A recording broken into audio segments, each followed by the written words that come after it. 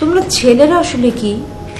গাধাকে সৃষ্টি করার পর তাকে বলা হলো সকাল থেকে সন্ধ্যা পর্যন্ত তাকে ক্লান্তিহীন পরিশ্রম করতে হবে, সারা জীবন তাকে পিঠে ভারী বোঝা বইতে হবে, খেতে পাবে শুধু ঘাস, আর তার মাথায় কোনো বুদ্ধি থাকবে না। তার আয়ু হবে 50 বছর। গাধা করজোড়ে সৃষ্টিকর্তাকে বলল, আমি এত বছর বাঁচতে চাই না, আমাকে 20 বছর আয়ু দেওয়া হোক। সৃষ্টিকর্তা সেটাই মঞ্জুর করলেন।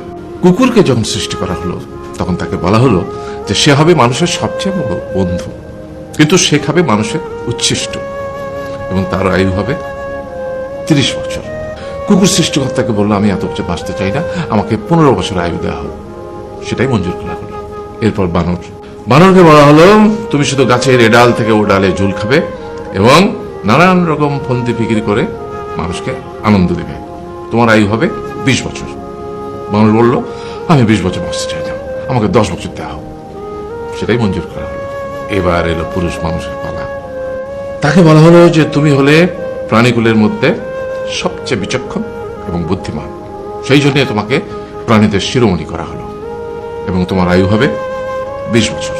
তখন পুরুষ মানুষ বলল, করজোড়ে বলল সৃষ্টিকর্তাকে যে 20 বছর আয়ু অত্যন্ত কম, হে প্রভু, আমাকে ওই গাধার সে যে 30 বছর আয়ু চায়নি সেটা আমাকে দেয়া হোক, ওই যে কুকুর 15 বছর ফিরিয়ে দিয়েছিল সেটাও আমাকে দেয়া হোক, আর যে বানর 10 বছর নেয়নি সেটাও আমাকে দেয়া হোক। 20 বছর অত্যন্ত কম, আমি দীর্ঘদিন বাঁচতে চাই। সৃষ্টিকর্তা সেটাও মঞ্জুর করলেন। তারপর কি হলো? সেই থেকে ছেলেরা পুরুষ মানুষ হিসেবে বাঁচে 20 বছর, তারপরের 30 বছর সংসারের বোঝা পিঠে করে বয়ে বেড়ায়, সেটা কার মতো? গাধার মতো। তারপরের 15 বছর সে তার ছেলেমেয়েরা যা দেয় সেই রকম ঠিক কুকুরের মতো উচ্ছিষ্ট খেয়ে বাঁচে।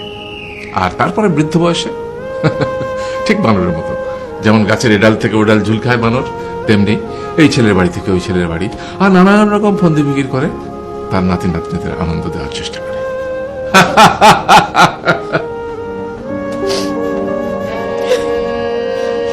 আরে এই থাম, কাঁদছিস কেন?